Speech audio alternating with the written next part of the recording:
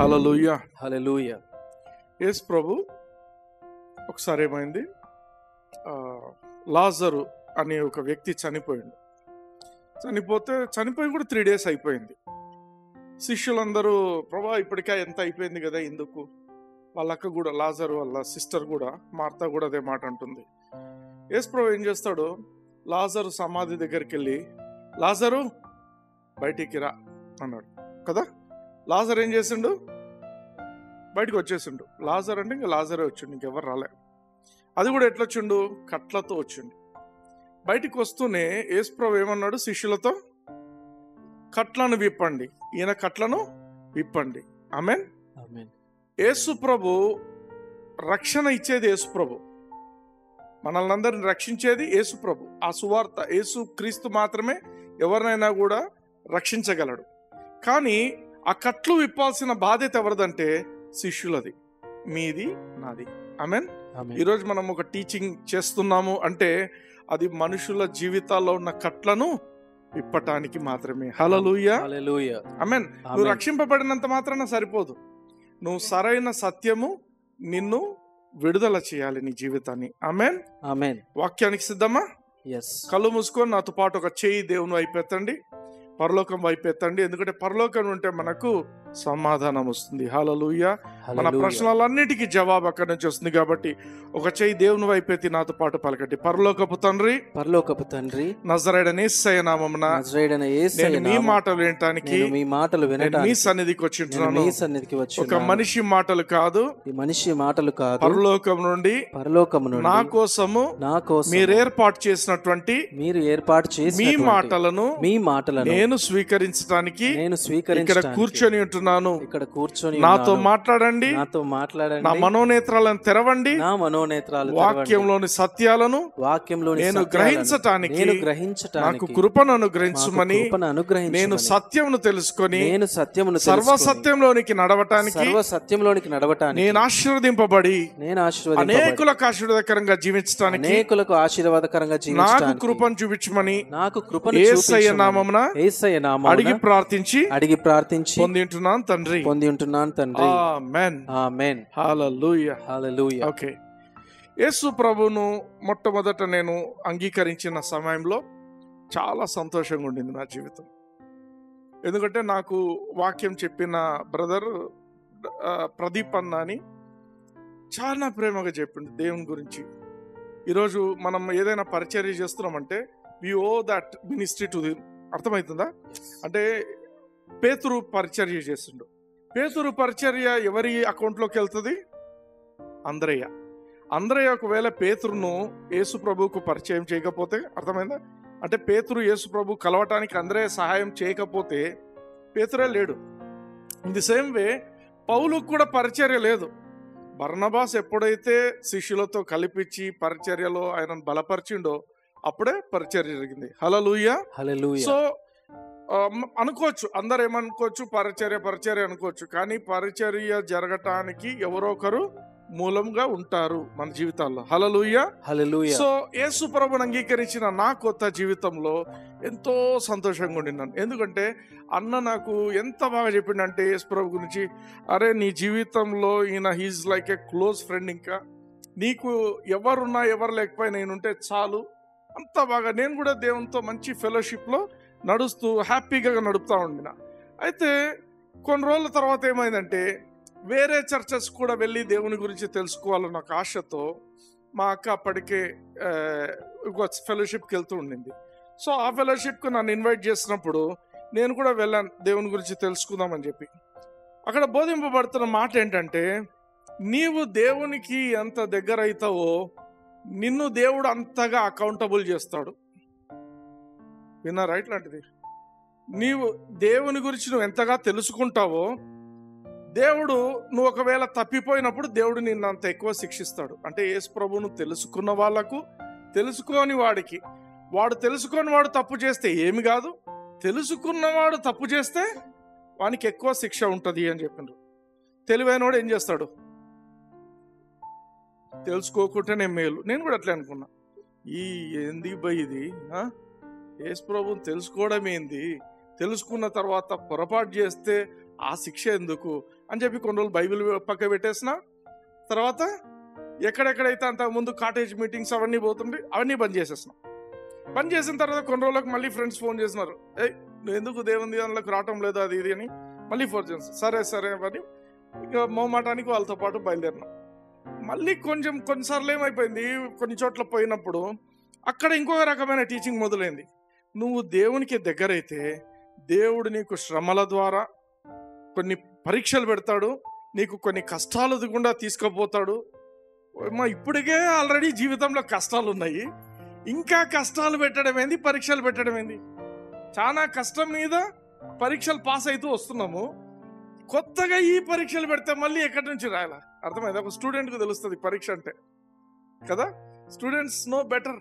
అప్పుడు నేను స్టూడెంట్నే, అరే ఇది నాకు ఆల్రెడీ కాలేజ్లో ఉండే పరీక్షలు ఎక్కువ ఉన్నాయి, మళ్ళీ బయట ఈ పరీక్షలు ఎందుకని చెప్పి మళ్ళీ దేవునికి దూరం అయిపోయినా. అంటే నేను ఎందుకు చెప్తున్నా అంటే ఈ మాటలు, రాంగ్ టీచింగ్స్ అనేవి నిన్ను దేవునికి ఎలా దూరం చేస్తాయి అనేది మనం అర్థం చేసుకోవాలి. అయితే మనలో ఉన్న పరిశుద్ధాత్మదేవుడు, నాలో ఆ సమయంలో పరిశుద్ధాత్మదేవుడు నన్ను ప్రేరేపించేవాడు. ఆ మాటలు ఈ మాటలు ఎందుకంటో బైబిల్ చదువు తెలుస్తుంది అనిపించేది ప్రతిసారి. అదే వన్స్ ఇన్ అ వైల్ నేను దేవుని తెలుసుకుంటున్నప్పుడు నాకు అర్థమైంది ఏంటంటే, నేను విన్న మాటలన్నీ అబద్ధపు మాటలు, ఇవన్నీ సొల్లు అనేది అర్థమైంది వాక్యం చదివినప్పుడు. అర్థమైందా? నాకు అంతవరకు విన్న వాక్యాలు ఎలా ఉండినాయి, దేవునికి దూరంగా ఉంచినాయి. కానీ ఎప్పుడైతే నేను వాక్యం చదువుతూ దేవునిలో ఎదుగుతున్నప్పుడు నాకు అర్థమైంది ఏంటంటే, నేను దేవునికి ఎంత దగ్గర అవుతున్నానో నా జీవితంలో జవాబులకు అంత దగ్గర అవుతున్నాను. హల్లెలూయా, హల్లెలూయా. నేను ఎవరికి దగ్గర అవుతున్నాను? అద్భుతం చేసే దేవునికి దగ్గర అవుతున్నాను. ఆమేన్. నేను ఎవరికి దగ్గర అవుతున్నాను అంటే, I'm getting closer to the healer, స్వస్థపరిచే దేవునికి. ఆమేన్.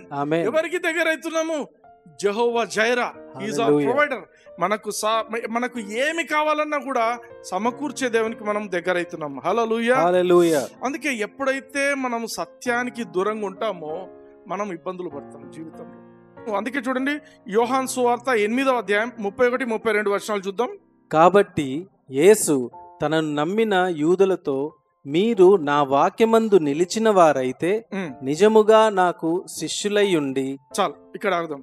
వాక్యంలో నిలిచి ఉంటేనే శిష్యులు. యేసుప్రభు నమ్ముకున్న వాళ్ళందరూ యేసుప్రభుకు శిష్యులు కారు. వారంకోసారి చర్చికి పోయిస్తాం, అయిపోయింది. నువ్వు శిష్యునివి కాదు, శిష్యురాలివి కాదు. నువ్వు ఎప్పుడు శిష్యుని అవుతావు? యేసు క్రీస్తు వాక్యంలో నువ్వు నిలిచి ఉండాలా. అంటే నువ్వు రోజు వాక్యం చదవాలా, వాక్యాన్ని స్టడీ చేయాలా, అధ్యయనం చేయాలా, దాంతో గడపాలా, వాక్యంతో చాలాసేపు నువ్వు గడపాలా. గడిపి వాక్యంలో సత్యాలను అర్థం చేసుకున్న తర్వాత దాంట్లో నిలిచి ఉండడం అంటే ఏంటంటే, నువ్వు వాక్యానికి తగినట్టుగా జీవించడం. అప్పుడు నువ్వు శిష్యుని అవుతావు. 32వ వచనం చూద్దాం. సత్యమును గ్రహించెదరు, అప్పుడు సత్యము మిమ్మును స్వతంత్రులనుగా చేయునని. ఇంగ్లీష్ లో చదవండి. And ye shall know the truth. Ye shall know the truth. ఎప్పుడు తెలుస్తుంది? దేవుని వాక్యంలో నువ్వు ఎప్పుడైతే నిలిచి ఉంటావో అప్పుడే నీకు సత్యం తెలుస్తుంది. లోకంలో ఉండే అబద్ధాలన్నిటిని ఛేదించుకొని నువ్వు దేవునికి దగ్గర అవుతుంటావు ఎప్పుడైతే నువ్వు వాక్యంలో నిలిచి ఉంటావో. హల్లెలూయా, హల్లెలూయా. చూడండి, సత్యమును గ్రహించెదరు. And you shall know the truth and the truth shall make you free. Set you free అనలేదు, సెట్ యూ ఫ్రీ అని కొన్ని ట్రాన్స్లేషన్స్ లో ఉంటుంది. సెట్ అంటే వెంటనే విడుదల, మేక్ యూ ఫ్రీ రెండు కరెక్టే. కొన్నిసార్లు మనకు ఎప్పుడైతే ఒక ప్రకటన వస్తుందో, రెవల్యూషన్ వస్తుందో, మనం ఏదో కష్టం గుండా వెళ్తుంటామో, సడన్ గా దేవుని వాక్యంలోని సత్యం మనకు ఒక రెవల్యూషన్ లాగా మన ఆత్మలో మనకు బయలుపరచబడినప్పుడు అప్పుడు వెంటనే విడుదల వచ్చేస్తుంది. హల్లెలూయా, హల్లెలూయా. సమ్ టైమ్స్ ఏం జరుగుతుంది, మనం వింటూ వింటూ వింటూ ఉండంగా మనకు ఆల్రెడీ ఉన్న పేరుకోపోయిన కష్టాలన్నీ మెల్లమెల్లగా కరిగిపోతుంటాయి. ఇది అదనమాట. You shall know the truth and the truth shall make you free. సత్యం మిమ్మల్ని స్వతంత్రులు చేస్తుంది. స్వతంత్రత లేకుండా జీవించడం అంటే ఏంటంటే, నువ్వు యేసుప్రభుని అంగీకరించుంటావు, అయితే ఇంకా నువ్వు సైతానుకు బందీగానే ఉంటావు. సైతానికి ఇష్టం లేదు నువ్వు స్వతంత్రంగా జీవించడం. దేవుడు నిన్ను స్వతంత్రంగా జీవించాలని కోరుకుంటాడు. సైతాను తన బంధకాలతో తను నీకు ఒక పేదరికం కానీ, ఒక రోగం కానీ, ఒక కష్టం కానీ తీసుకొని వచ్చి నిన్ను దాని కిందనే, వాడి కిందనే నువ్వు ఉండాలని కోరుకుంటాడు. సైతానుకు నువ్వు బైబిల్ పట్టుకొని బైబిల్ చదవడం ఇష్టం లేదు. ఎందుకు? Bible is the book of your inheritance. దాంట్లో నీకు ఏమి దేవుడు పెట్టింటాడో, యేసుక్రీస్తు రక్తం ద్వారా నీకు ఏమి నీకు చెంది ఉన్నదో ఆ బైబిల్లో ఉంది. అది నువ్వు తెలుసుకున్నావంటే నీకు అయిపోయింది, నువ్వు అన్ని పొందుకుంటావు. కాబట్టి సైతాన్ ఏం చేస్తాడంటే ఆ బైబిల్కు నువ్వు దూరంగా ఉండాలనేది వాని ప్రయత్నం. He wants to keep you in bondage. పేదరికము, కష్టము అవన్నీ పెట్టింది కాక ఏం చేస్తాడంటే దేవుడే అవి పెట్టిండు. Wrong perception. దేవుని గురించి నువ్వు ఒక చెడు అపోహలో నువ్వు జీవించినంత కాలము నీ జీవితం అంతా కూడా ఓడిపోతూనే ఉంటావు. There is a life of defeat. దేవుడిని పెట్టుకొని ఎవడన్నా ఓడిపోతాడా? దేవుడు నీ పక్షం ఉంటే ఓడిపోతారా ఎవరైనా? ఓడరు. కానీ సైతాన్ ఏం చేస్తాడు, నీకు ఆల్రెడీ నిన్ను ఓటమిలో పెట్టి దేవుడే ఇవన్నీ పెట్టిండు అనేటువంటి మాటలు చేస్తుంటాడు. అందుకే there is an evil conspiracy. Conspiracy అంటే కుట్ర. ప్రతి క్రైస్తవుని జీవితంలో నువ్వు దేవుని తెలుసుకోకుండా, నువ్వు దేవునికి దగ్గర కాకుండా ఉండటానికి సైతాను నీ వెనక పన్నాగాలను ఎప్పుడూ పన్నుతూనే ఉంటాడు. నువ్వు మర్చిపోతావు, సైతాన్ లేడు, ఏం లేదు, నేను మామూలుగా ఉన్నానులే అనుకుంటావు. కాదు, నీ వెనక ప్రతిరోజు అనుక్షణం ఒక పన్నాగం నడుస్తూనే ఉంటుంది. ఎస్పెషల్లీ యంగ్ పీపుల్, యూత్ ను Satan tries to deceive them. ఎందుకంటే ఫుల్ ఆఫ్ ఎనర్జీ. యూత్ అనేది ఏంటంటే, యంగ్ పీపుల్లో ఉన్నది ఏంటంటే లాట్స్ ఆఫ్ ఎనర్జీ ఉంటుంది. వాళ్ళు దేవుని కోసం ఉన్నారంటే సైటన్ విల్ బి డెస్ట్రాయిడ్. వాడికి అది ఇష్టంలే. అందుకే ఏం చేస్తాడు, వీలైనంతగా ఆ యంగ్ పీపుల్ను వాడు టార్గెట్ చేస్తుంటాడు. హల్లెలూయా. యంగ్ పీపుల్ అంటే ఉత్త యంగ్ పీపులే అని కాదు, అందరినీ టార్గెట్ చేస్తాడు.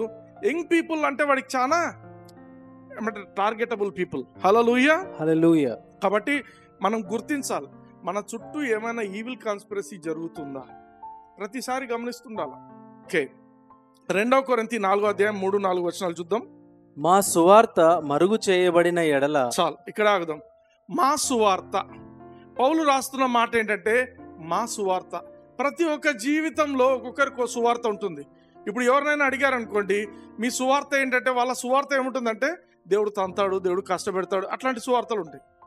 పౌలుకు దేవుడు ఇచ్చిన సువార్త ఏంటంటే ఇది కృపా సువార్త.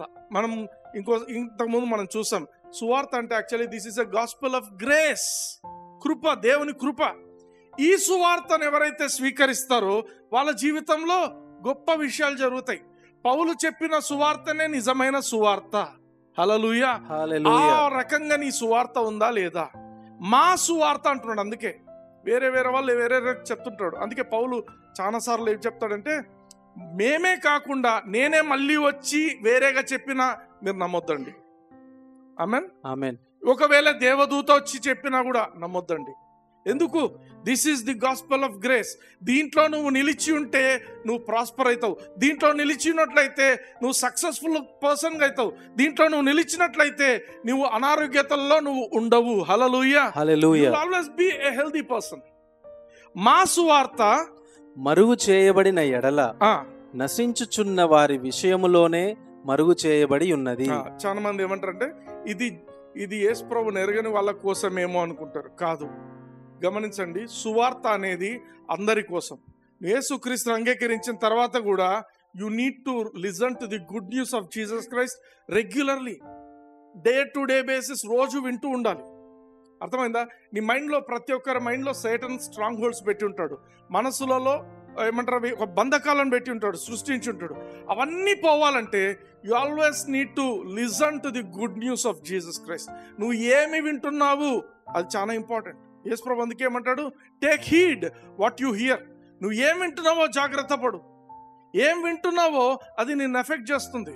నువ్వు నెగటివ్ థింగ్స్ వింటే నెగటివ్గా ఎఫెక్ట్ అయిపోతావు. నిన్న మా ఫ్రెండ్ నైట్ ఫోన్ చేసి మాట్లాడుతున్నప్పుడు మా ఫ్రెండ్ అంటున్నాడు, నేను క్రికెట్ మ్యాచ్ చూడమే మానేసినాను భయ్ అన్నాడు. ఏమైంది అన్న. వాడు బాగా చూస్తాడు క్రికెట్, ప్రపంచంలో అన్ని దేశాలు చూస్తాడు. ఇండియా క్రికెట్ మ్యాచ్ అంటే చూడాడంట. ఏమంటే మనోళ్ళు సరిగ్గా ఆడరు, నాకు లేనిపోని బీపీలు పెరుగుతున్నాయి చూస్తుంటే. ఆ కామెంటేటర్లు చెప్పడాలు, వీళ్ళు మాట్లాడేవి, నాకు బీపీలు వేస్తుంది. ఎందుకు? He's listening, he's watching.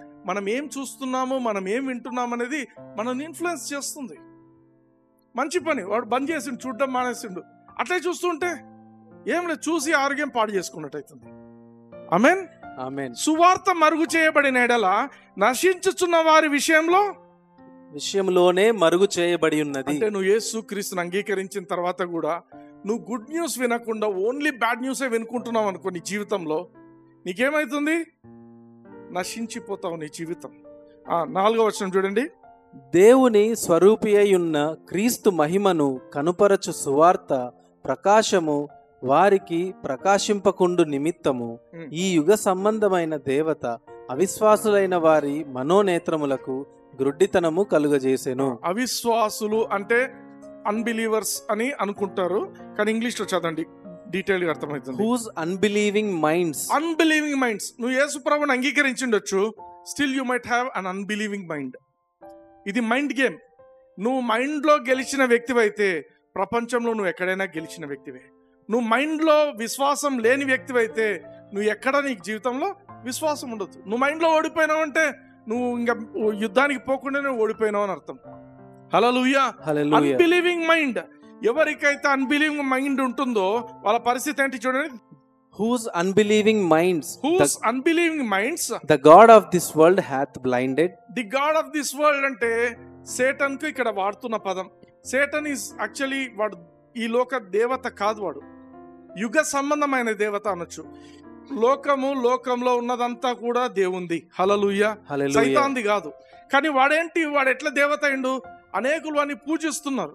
పూజించుచున్నందుకు వాడిని అక్కడ ఈ యుగ సంబంధమైన దేవత అనే పదం వాడారు. అన్బిలీవింగ్ మైండ్స్ ఉన్న వాళ్ళందరికీ ఈ యుగ సంబంధమైన దేవత అయినటువంటి సైతాన్ చేసే పని ఏంటంటే వాడు కళ్ళకు గంతలు కట్టేస్తాడు. నువ్వు యేసుక్రీస్తుని అంగీకరించినవు, కానీ పౌలు చెప్పేటువంటి సువార్త కాకుండా నువ్వు వేరే సువార్త వింటున్నావంటే నీకు గుడ్డితనం కలిగిందని అర్థం. ఎందుకు? నీకు ఎప్పుడైతే పౌలు చెప్పబడిన సువార్త నీకు అర్థమైపోతుందో నీకు ఇంకా you will be unlimited person. Hallelujah. నీకు ఎటువంటి బౌండరీస్ ఉండవు నీ జీవితానికి, ఎటువంటి రిస్ట్రిక్షన్స్ ఉండవు నీ జీవితానికి.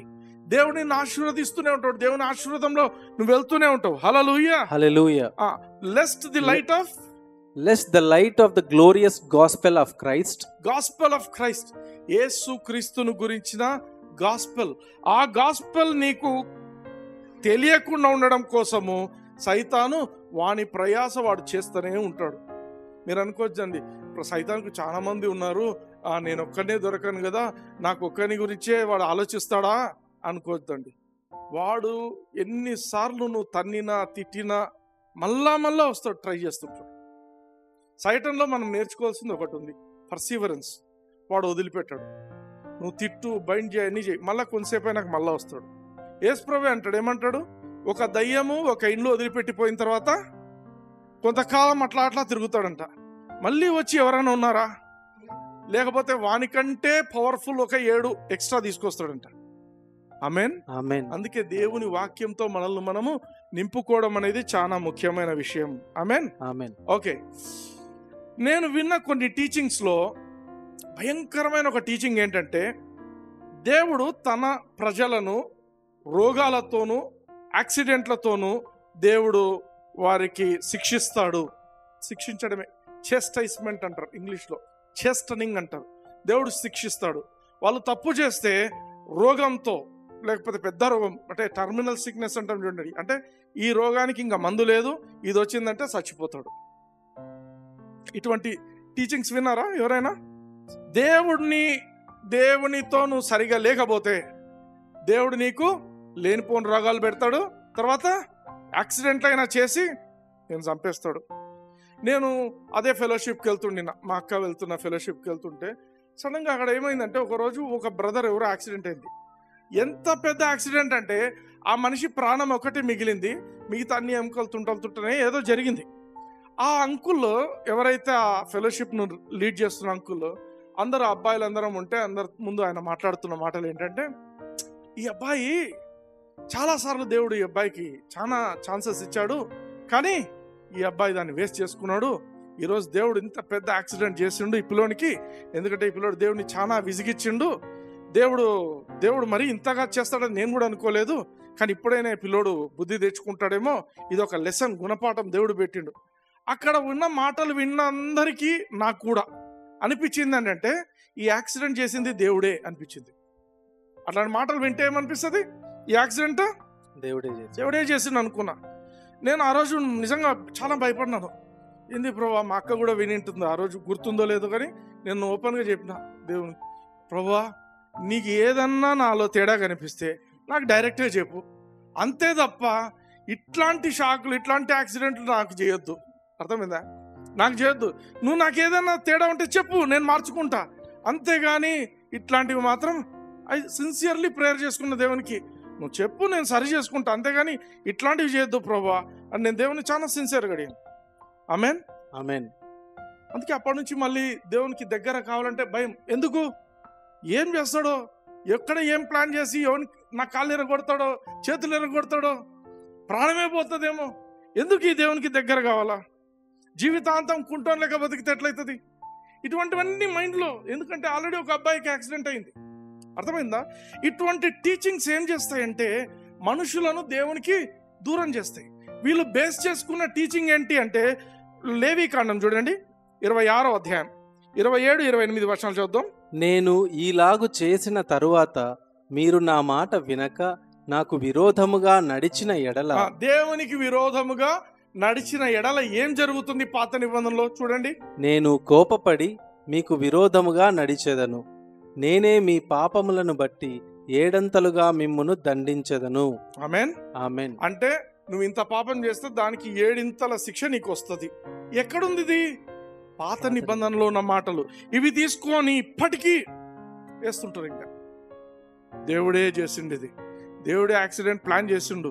దేవుడు అంటే నేనేం ఆలోచిస్తానంటే, దేవుడు పరలోకంలో కూర్చొని ఎవరికి ఎక్కడ స్కెచ్ చేయాలా, వాడు ఏ సందులో పోతుంటే ఎక్కడ బండి వచ్చి యాక్సిడెంట్ చేయాలా, ఇవన్నీ దేవుడు ఆలోచిస్తుంటాడేమో అని. చిన్నపిల్లడికి ఏముంటుంది ఆలోచన? తెలియకపోతే అట్లే ఉంటుంది కదా. యెషయా గ్రంథం చూడండి 53వ అధ్యాయం 4-5 వచనాలు చూద్దాం. నిశ్చయముగా అతడు మన రోగములను భరించెను, మన వ్యసనములను వహించెను. అయినను మొత్తబడిన వానిగాను, దేవుని వలన బాధింపబడిన వానిగాను, శ్రమ నొందిన వానిగాను మనమతనిని ఎంచితిమి. ఇంగ్లీష్ లో చదవండి ఇదే మాట. Surely he hath borne our griefs and carried our sorrows.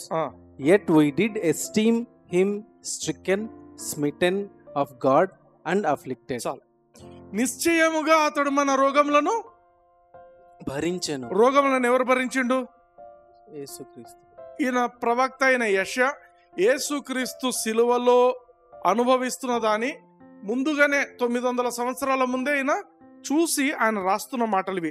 నిశ్చయముగా అతడు మన రోగములను భరించెను. అంటే అందరి జీవితాలలో చిన్న తలనొప్పి మొదలుకొని వాళ్ళ జీవితంలో క్యాన్సర్ ఉన్నా కూడా, ప్రపంచంలో ఉన్న అందరి క్యాన్సర్లు, ప్రపంచంలో ఉన్న అందరి HIV ఎయిడ్స్లు, ప్రపంచంలో ఉన్న ఫంగల్ ఇన్ఫెక్షన్లు, ప్రపంచంలో ఉన్నటువంటి డాండ్రఫ్ మొదలుకొని, అర్థమవుతుందా, యాక్నియలు కూడా, అన్నిటినీ కూడా నిశ్చయముగా ఆయన మన రోగములను భరించెను. అన్ని భరించిండు, ఏ ఒక్కటి వదిలిపెట్టలేదు. హల్లెలూయా. తర్వాత మన వ్యసనములను వహించెను. అయినను మొత్తబడిన వానిగాను, దేవుని వలన బాధింపబడిన వానిగాను, శ్రమనొందిన వానిగాను మనమతనిని ఎంచితిమి. వండర్ఫుల్. నెక్స్ట్ 5వ వచనం కొద్దాం. మన అతిక్రమ క్రియలను బట్టి అతడు గాయపరచబడెను. మన అతిక్రమ క్రియలను బట్టి అతడు గాయపరచబడెను. నెక్స్ట్ మన దోషములను బట్టి నలుగగొట్టబడెను. మన సమాధానార్థమైన శిక్ష అతని మీద పడెను. అతడు పొందిన దెబ్బల చేత మనకు స్వస్థత కలుగుచున్నది. ఆమేన్. అందరం శిక్ష అనే పదం పలకండి. శిక్ష. శిక్ష. ఇంగ్లీష్ లో చెస్టైజ్మెంట్. చేస్టైజ్మెంట్. చెస్టైజ్మెంట్. చేస్టైజ్మెంట్. చెస్టైజ్మెంట్ అంటే ఏమంటే టు పనిష్ అని అర్థం. ఇక్కడ ఉన్న పదం చెస్టైజ్మెంట్ కు ఇక్కడ రాయబడిన ఎగ్జాక్ట్ పదం ఏంటంటే ఇంగ్లీష్ ట్రాన్స్లేషన్ లో పనిష్ అని అర్థం. టు పనిష్ అని. బాగా ఆలోచిద్దాం. He was wounded for hour transgressions. మన యొక్క తప్పుల కోసము ఆయన దెబ్బలు తిన్నాడు. అర్థమైందా? Okay. Next he was bruised for our iniquities. He was bruised for our iniquities. The chastisement శిక్ష. ది chastisement అంటే శిక్ష. మన మీద యాక్చువల్ గా రావాల్సిన, మనందరి మీద రావాల్సిన శిక్ష ఎవరి మీద పడిందంట? యేసుక్రీస్తు పైన. అతని మీద పడెను. యేసుక్రీస్తే అతని మీద పడెను. ఆయన పొందిన దెబ్బల వలన మనకు స్వస్థత కలుగుచున్నది. హల్లెలూయా, హల్లెలూయా. చెస్టైస్మెంట్ అంటే మన సమాధానార్థమైన శిక్ష. చెస్టైస్మెంట్ అది ఎవరి మీద పడింది? అతని మీద, యేసు ప్రభు మీద, అతని మీద. యేసు ప్రభు అక్కడ ఆయన మీద పడింది.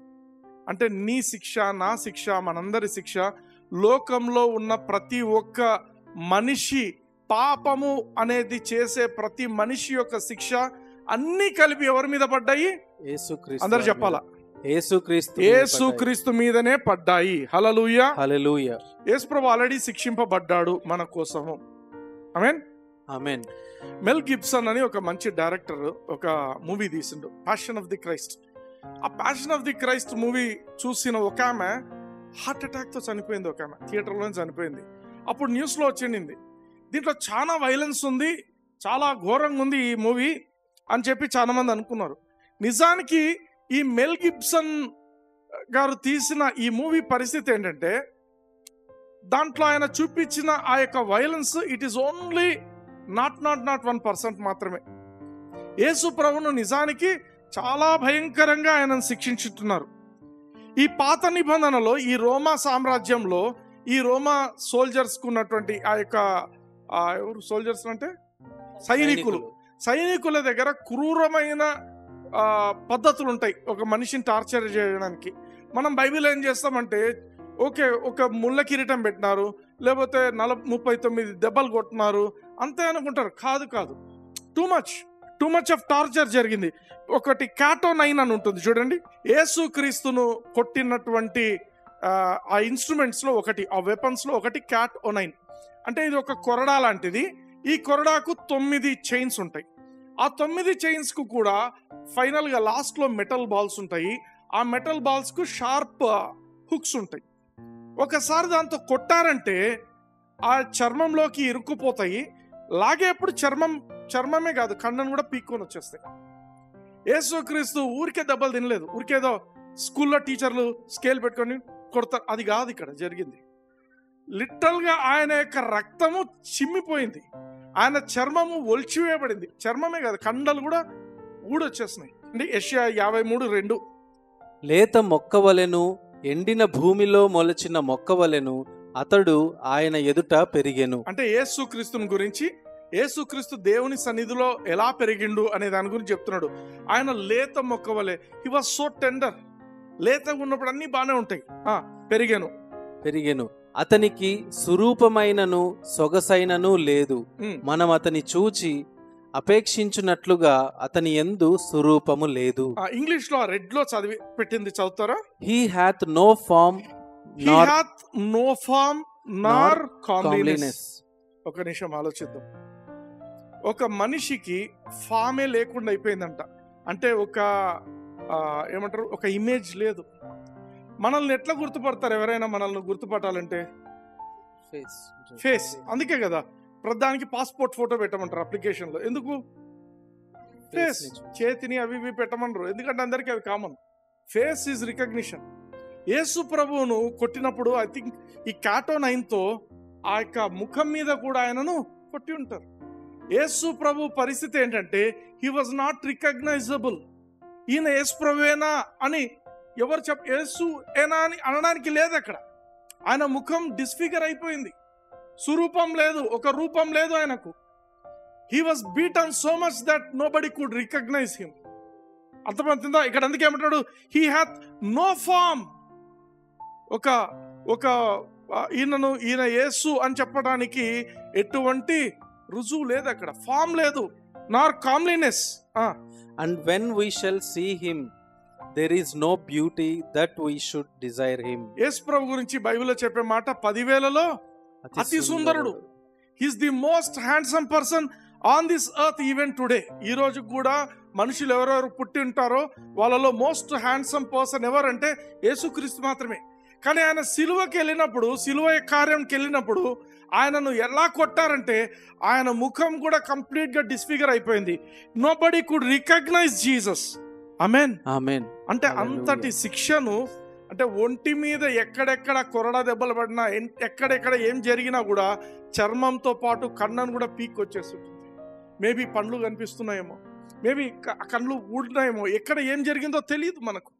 అంటే అంత హారిబుల్గా యేసుక్రీస్తును శిక్షించుంటున్నారు. హల్లెలూయా, హల్లెలూయా. దానికి కారణం ఏంటంటే నీవు నేను అటువంటి ఘోరమైన కష్టమైన శిక్షను అనుభవించకుండా ఉండునట్లు, ఈ భూమిలో కూడా మనము అటువంటి పరిస్థితుల గుండా వెళ్ళకుండానట్లు యేసు ప్రభు నీ కోసం నా కోసము ఆ శిక్షను అనుభవించండు. హల్లెలూయా, హల్లెలూయా. ఆమేన్, ఆమేన్. అది చెస్టైజ్మెంట్. ఈరోజు ఎవరైనా చెప్తున్నారనుకో, దేవుడు నిన్ను ఇలా శిక్షిస్తాడు, దేవుడు నిన్ను అలా శిక్షిస్తాడు అని వాళ్ళు ఎవరైతే చెప్తున్నారంటే, ఆ మాటలు చెప్తున్న వాళ్ళు యేసుక్రీస్తు సిలువలో ఏం చేయలేదని చెప్తున్న మాట. అర్థమైందా? యేసుక్రీస్తు సిలువలో ఇంతమంది శిక్షను అనుభవించిండంటే అది చిన్న విషయం కాదు. అందరి మీద పడాల్సిన కొరడా దెబ్బలు కానీ అన్ని దెబ్బలు ఆయన మీద పడ్డాయి. He was beaten and he was bruised. విచిత్రంగా కొట్టబడ్డాడు. ఎంత కొట్టబడ్డాడంటే ఆయనను గుర్తుపట్టని విధముగా. కొన్నిసార్లు మనం పేపర్లో చూస్తుంటాం, గుర్తుపట్టని శవం ఒకటి దొరికింది రైల్వే స్టేషన్. ఎట్లా గుర్తుపట్టరు అంటే ముఖం కనపడని విధంగా కొట్టేస్తుంటారు. ఎవరైతే యేసుక్రీస్తు ఈ కష్టాలు పెడుతున్నాడు, యేసుక్రీస్తు ఈ యాక్సిడెంట్లు చేస్తున్నాడు అని ఎవరైతే చెప్తుంటారో వాళ్ళందరూ కూడా యేసుక్రీస్తు సిలువలో ఏమీ చేయలేదు అనే మాట వాళ్ళు పదే పదే చెప్తున్నారు అని అర్థం. ఆమేన్, ఆమేన్. ఈరోజు నీ కండిషన్ ఏదైనా ఉండొచ్చు, what ever B, health condition కావచ్చు, ఫైనాన్షియల్ కండిషన్ కావచ్చు, నువ్వు ఏ పరిస్థితి గుండా నువ్వు వెళ్తున్నప్పటికీ కూడా అవన్నీ కూడా, ఆ నెగటివ్ థింగ్స్ అన్నీ కూడా దేవునికి సంబంధం లేనివి.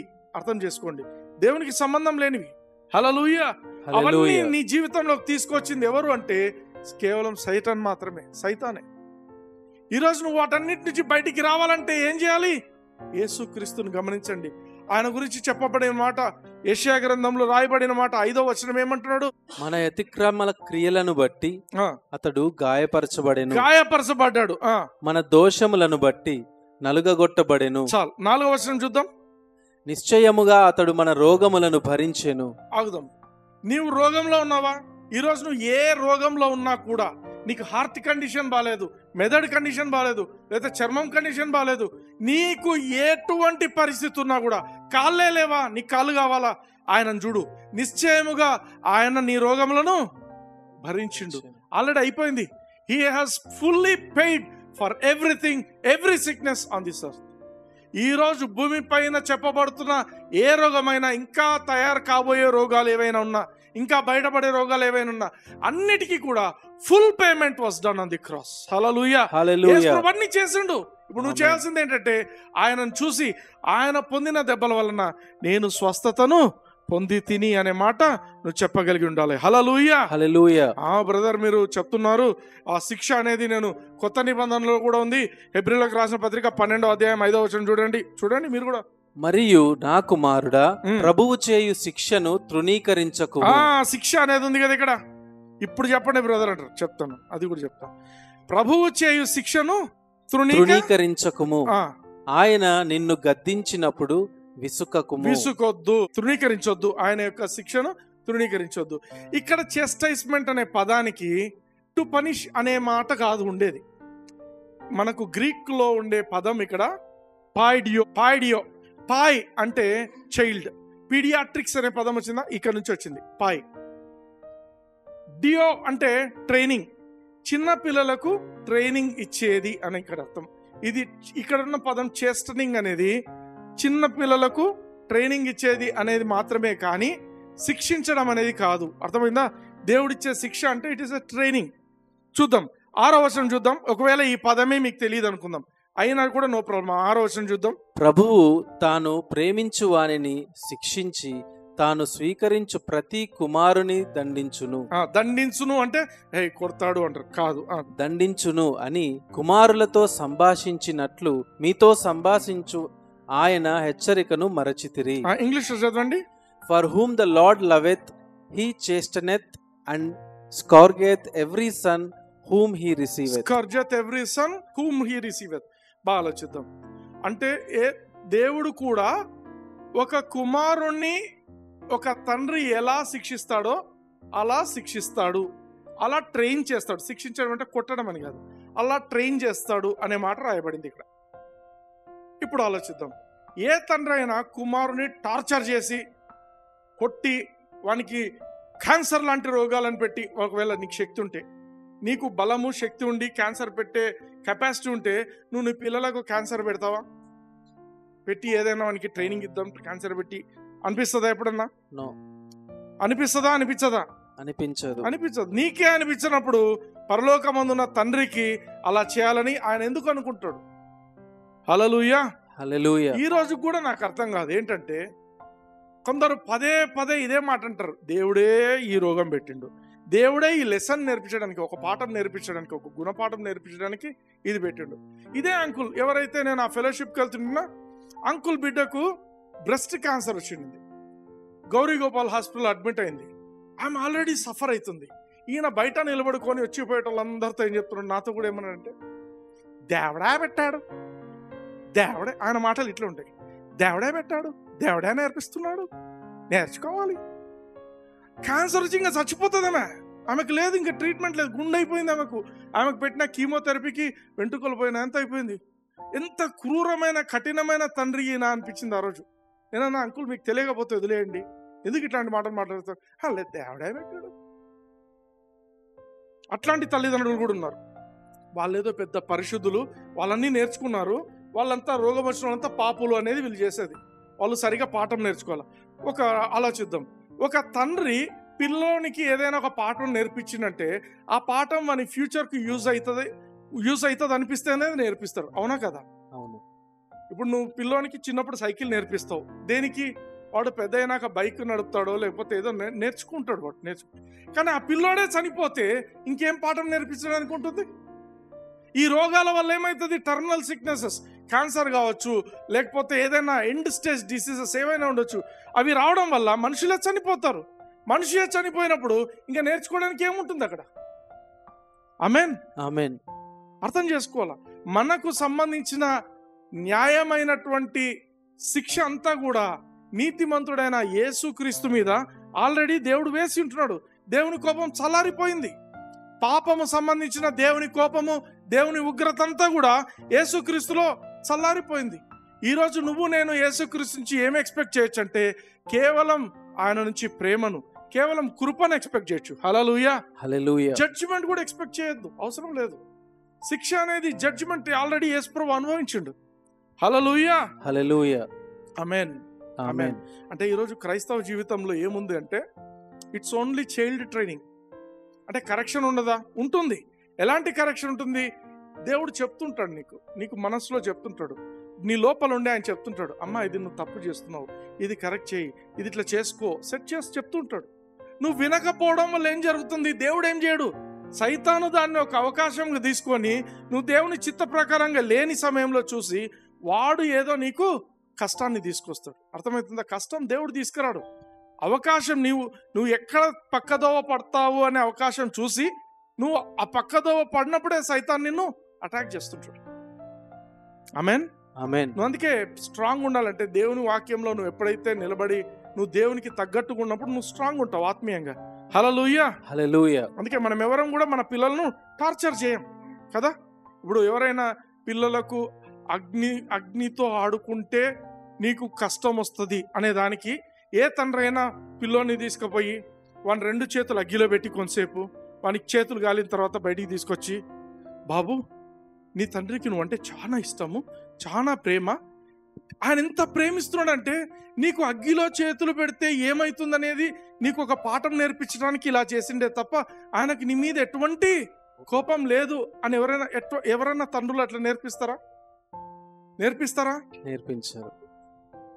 ఓకే, రోడ్డు పక్కన ఆడుకుంటే ప్రమాదము అని నేర్పించడానికి మీ పిల్లలను రోడ్డు మీద పండుకోబెట్టి వాళ్ళ మీద కారును నడిపించి వాళ్ళ కాళ్ళు ఇరిగిపోయిన తర్వాత, పాపా నువ్వు చాలా దగ్గర రమ్మా, నువ్వు చాలా స్ట్రాంగ్ ఉండాలా, నువ్వు చాలా బలంగా ఉండాలా, ఇటువంటి సమయంలో గట్టిగా ఉండాలా, దేవుడు నిన్ను చాలా ప్రేమిస్తున్నాడు, నీ తండ్రి నిన్ను చాలా ప్రేమిస్తున్నాడు.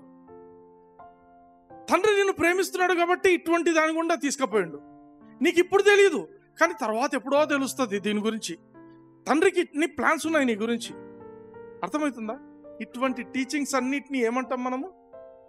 నీవు నీ పిల్లలకే అటువంటివి కావాలని నువ్వు కోరుకోనప్పుడు పరలోకపు తండ్రి ఎట్లా చేస్తాడు అట్లాంటివి? అటువంటి పేరెంట్స్ అంటే నాకు అస్సలు ఇష్టంలే. మీకు ఇష్టమా? లేదు. లేదు. నాకు అట్లాంటి పేరెంట్స్ వద్దనే వద్దంటాను. అట్లాంటి దేవుడు అంటే కూడా వద్దంట నేను. ఎందుకు అట్లాంటివి? ఆమేన్. కానీ మన దేవుడు అట్లాంటోడు కాదు. మత్తయి సువార్త 7వ అధ్యాయం చూడండి, చదవండి. మీరు చెడ్డవారై ఉండియు మీ పిల్లలకు మంచి ఈవులనియ్యనెరిగి ఉండగా పరలోకమందున్న మీ తండ్రి తన్ను అడుగువారికి అంతకంటే ఎంతో నిశ్చయముగా మంచి ఈవులనిచ్చును. మంచి ఈవులు తండ్రి ఇచ్చేవి మంచివి. యాక్సిడెంట్ మంచిదా? రోగం మంచిదా? కాదు. కాదు. అవి దేవుడి నుంచి వచ్చినవి కాదు. అందుకే అటువంటి టీచింగ్స్ ఎవరైతే బోధిస్తూ ఉంటారో వాళ్ళ వల్ల క్రైస్తవులు చాలా మంది దేవుని వదిలిపెట్టేసి వెనక్కి వెళ్ళిపోయిన వాళ్ళు చాలా మంది ఉన్నారు. ఇంకా బయట తిరుగుతున్నారు. దేవుడు ఏ అవకాశం కోసం ఏం ప్లాన్ చేసి నన్ను లేపుతాడో దేవుడు, లేకపోతే నా కాళ్ళు ఎరగొడతాడో, ఇంకా చాలా మంది అలా ఆలోచించే వాళ్ళు చాలా మంది ఉన్నారు. క్రైస్తవులు ఈ రోజుకు నిందిస్తున్నారు దేవుణ్ణి. కానీ దేవుడు ఏమని చెప్తున్నాడు? బైబిల్లో ఒక మాట రాయబడింది. పరిశుద్ధాత్మ దేవుడు మనకు ఎందుకు ఇవ్వబడ్డాడంటే అబ్బా తండ్రి అని మనము దేవుని పిలవడం కోసం. ఆయన గుర్తు చేస్తుంటాడు, నువ్వు తండ్రి అయిన దేవునికి నువ్వు జన్మించుంటున్నావు. హల్లెలూయా, హల్లెలూయా. అబ్బా అనే పదం ఏంటి తెలుసా? It's the most affectionate word that a daddy can be called. హీబ్రూలో అన్నిటికంటే మోస్ట్ అఫెక్షనేట్ వర్డ్ ఏంటంటే అబ్బా. దేవుడు ఆ పదాన్ని తనకు వాడమని మనందరికి ఇచ్చింటున్నాడు. అబ్బా తండ్రి. హల్లెలూయా, హల్లెలూయా. ఇంగ్లీష్ లో దానికి నియరెస్ట్ వర్డ్ డాడీ. డాడీ. ఆలోచించండి, మీ డాడీ, తండ్రి అయిన డాడీ, మీ డాడీనే మిమ్మల్ని ఇటువంటి టార్చర్లకు, యాక్సిడెంట్లకు, లేకపోతే కళ్ళు పోయేది, కాళ్ళు పోయేది అటువంటి పరిస్థితులు తీసుకొస్తారని మీరు అనుకుంటున్నారా? లేదు. అనుకుంటున్నారా? లేదు. నో. ఈ రోగాలు, యాక్సిడెంట్లు ఇవన్నీ కూడా సైతాన్ నుంచి వచ్చినవి. ఇంకొకటి బాగా గమనించండి, వీటన్నింటి నుండి కూడా మనకు ప్రొటెక్షన్ ఇవ్వబడింది. క్రైస్తవునిగా నీకు నాకు వీఆర్ హైలీ ప్రొటెక్టెడ్. గలతీయులకు రాసిన పత్రిక చూడండి, 3వ అధ్యాయం 13వ వచనం. ఆత్మను గూర్చిన వాగ్దానము విశ్వాసము వలన మనకు లభించినట్లు అబ్రహాము పొందిన ఆశీర్వచనము క్రీస్తు యేసు ద్వారా అన్యజనులకు కలుగుటకై క్రీస్తు మన కోసము శాపమై మనలను ధర్మశాస్త్రము యొక్క శాపము నుండి విమోచించెను. ఆమేన్. ఆమేన్. ఈ రోగాలు, ఈ యాక్సిడెంట్లు ఇవన్నీ కూడా శాపాలు, కర్సెస్. మీరు చూడండి, రిపీటెడ్ గా అబార్షన్స్ జరుగుతుంటాయి కొందరికి. That's a curse. రిపీటెడ్ గా ఫ్యామిలీలో యాక్సిడెంట్స్ జరుగుతుంటాయి. ఇట్స్ ఎ కర్స్, శాపాలు. కానీ గుడ్ న్యూస్ ఏంటంటే మనము ఆ శాపాల కింద లేము. యేసుక్రీస్తు అన్ని రోగాలను భరించిండు. యేసుక్రీస్తు ప్రతి శాపాన్ని ఆయన మీద వేసుకున్నాడు. ఆయనే శాపం అయిపోయిండు. హల్లెలూయా, హల్లెలూయా. ఆయన శాపం అయిపోయి మనకు విమోచించుంటున్నాడు. We are highly protected. No question, రేపు పొద్దున్న ఏదైనా యాక్సిడెంట్ జరుగుతుందా? No way. నేను పోయే మార్గంలో ఏ యాక్సిడెంట్ జరగదు. హల్లెలూయా. నాకు ఎటువంటి అపాయం రాదు, ఏ రోగాలు రావు. ఎందుకు? This is the confidence. క్రీస్తు మన కోసము శాపమై మనలను ధర్మశాస్త్రము యొక్క శాపము నుండి విమోచించెను. He has done it. Amen. Amen. He has done it. Completely full payment ఆయన చేసేసి ఉంటున్నాడు. అందుకే ఈరోజు మనం బయటికి వెళ్ళేప్పుడు మాట్లాడొచ్చు దేవునితో, ప్రభువా, I'm going in this journey, thank you for this safe journey, I'm highly protected. Hallelujah, hallelujah. అందుకే ఏ సిక్నెస్ కైనా, ఎటువంటి యాక్సిడెంట్స్ కైనా అన్నిటి నుంచి వీఆర్ హైలీ ప్రొటెక్టెడ్ అనేది గుర్తుపెట్టుకోండి. 103వ కీర్తన అందరికీ బాగా పరిచయమే కదా. ఏ మీటింగ్లో పోయినా, ఏదైనా థ్యాంక్స్ గివింగ్ మీటింగ్ పోతే ఇదే చెప్తారు. ఏమని చెప్తారు? చదవండి. నా ప్రాణమా యెహోవాను సన్నుతించుము, నా అంతరంగమునున్న సమస్తమా ఆయన పరిశుద్ధ నామమును సన్నుతించుము. నా ప్రాణమా యెహోవాను సన్నుతించుము, ఆయన చేసిన ఉపకారములలో దేనిని మరువకుము. ఆయన చేసిన ఉపకారములలో దేనిని మరువకుము. ఈ ఉపకారాలన్నీ రాసిన వ్యక్తి ఎవరు? దావీదు రాసిండు కదా. కానీ దావీదుకు ఈ ఉపకారాలు లేవు. మీకు అర్థమవుతుందా? దావీదు, రాజైన దావీదు ఒక ప్రవక్తగా మన కాలంలో జరగబోయే ఈ ఉపకారాలను గురించి ఆయన ముందే బైబిల్లో రాసిండు. ఆయనకి ఇవి వర్తించవు, కానీ ఆయన కొత్త నిబంధనలో జరగబోయే వాటిని గురించి ఆయన రాస్తున్నాడు. చూడండి, 3వ వచనం చదవండి. ఆయన నీ దోషములన్నిటినీ క్షమించువాడు, నీ సంకటములన్నిటినీ కుదుర్చువాడు. ఇంగ్లీష్ లో చదవండి. Who forgiveth all thine iniquities, who healeth all thy diseases. చాలు. దేవుని గురించి ఈ కొత్త నిబంధనలో ఏం చేయబోతున్నాడు దేవుడు అనే దాని గురించి ఈ యొక్క భక్తుడైనటువంటి దావీదు రాస్తున్నమాట. ఆయన మీ దోషములలో కొన్నింటిని మాత్రమే క్షమించును అనుందా?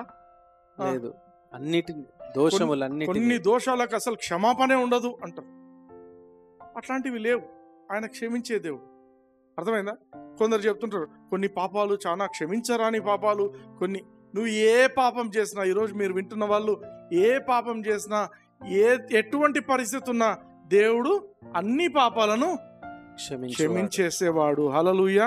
ఆ తర్వాత నీ సంకటములన్నిటిని కుదుర్చువాడు. ఇంగ్లీష్ లో హూ హీలెత్ ఆల్ దై డిసీజెస్. ఆల్ దై డిసీజెస్.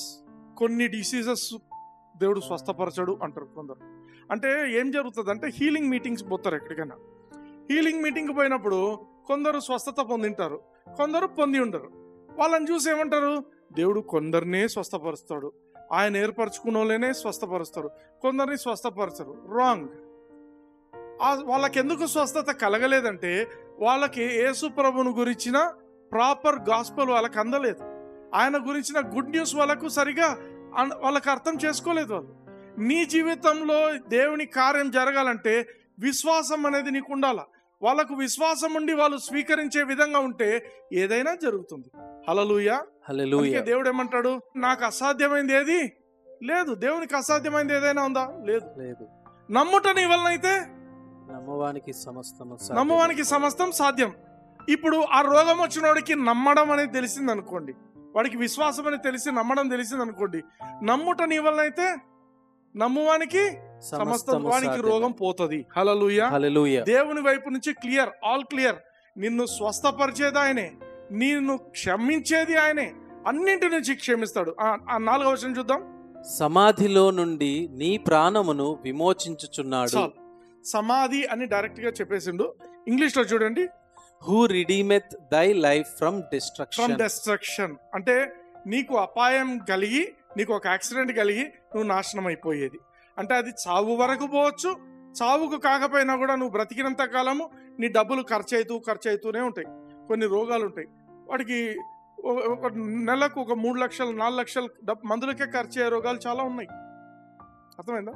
వాళ్ళ జీవితం అంతా ఏంటి? ఉన్న ఆస్తులన్నీ పోతాయి, బ్రతుకుతారన్న గ్యారంటీ కూడా లేదు. కానీ దేవుడు ఇక్కడ ఏం చేస్తున్నాడు? Who redeemeth the life from destruction.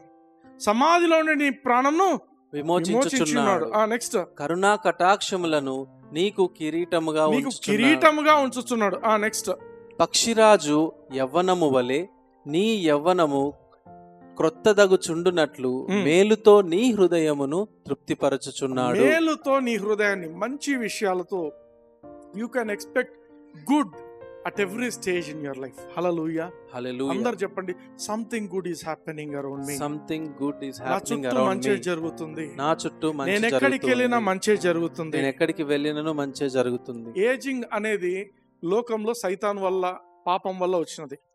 యేసుప్రభు ఇక్కడ అంటే యేసుప్రభు చేసిన కార్యంలో మనకున్న బెస్ట్ థింగ్ ఏంటంటే పక్షిరాజు యవ్వనం వల్లనే మన యవ్వనం కూడా కొత్త అవుతుంది, నూతనం అవుతుంది.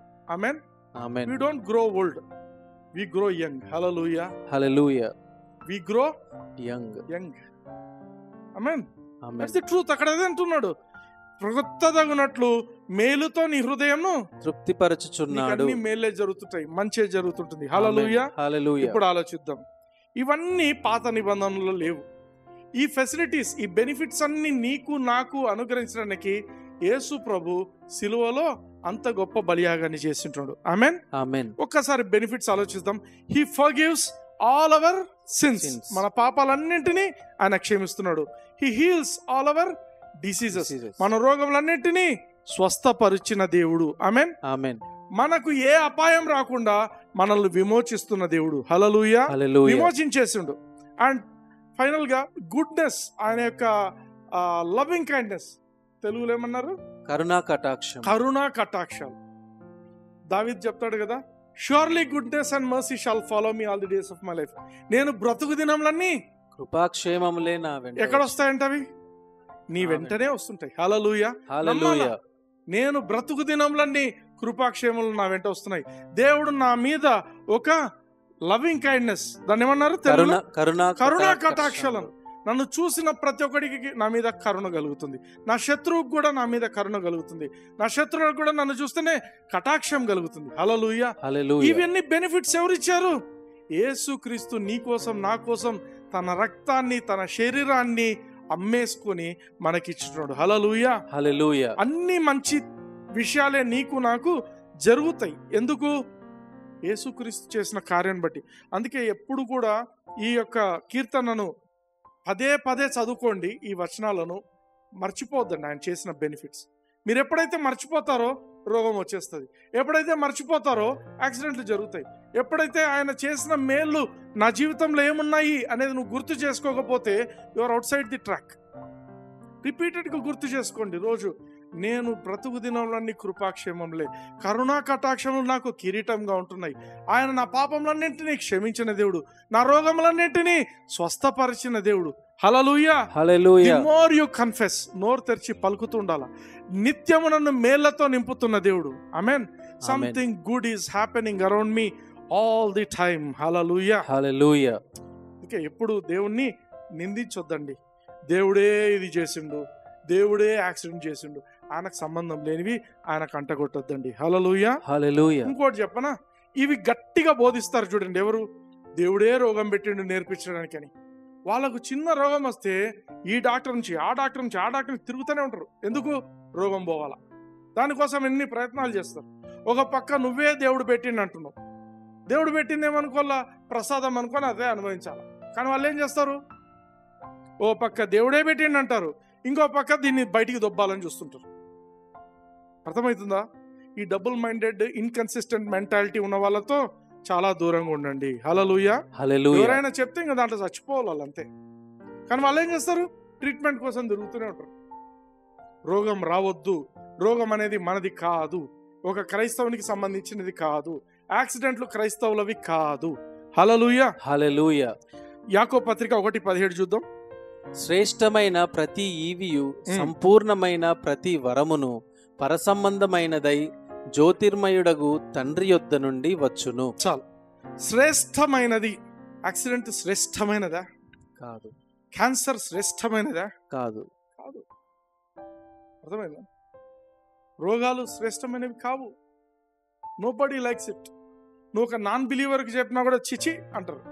కానీ మన క్రైస్తవులు ఎందుకు వాటిని అంత ఆప్యాయంగా ఇవి దేవుడే పెట్టిండు అంటారు. సూపర్ స్పిరిచువల్ అయిపోతారు మనల్ని. అది రాంగ్. దేవుని వాక్యం చెప్తుంది, శ్రేష్టమైన ప్రతి ఈవియు, సంపూర్ణమైన ప్రతి వరమును పరసంబంధమైనదై జ్యోతిర్మయుడగు తండ్రి యొద్ద నుండి వచ్చును. ఇంగ్లీష్ లో చదవండి. Every good gift and every perfect gift is from above. చాలు. Good gift, perfect gift. రోగం పర్ఫెక్ట్ గిఫ్టా? కాదు. మీరు బర్త్డే, ఎవరైనా బర్త్డే చేసుకుంటే వాళ్ళకు రోగం రావాలని కోరుకుంటారా? లేదు. మనం బర్త్డే పాటల్లో కూడా ఏం పడతారు? హ్యాపీ లాంగ్ లైఫ్ అంటారు. రోగం వస్తే షార్ట్ అయిపోతుంది లైఫ్ కదా.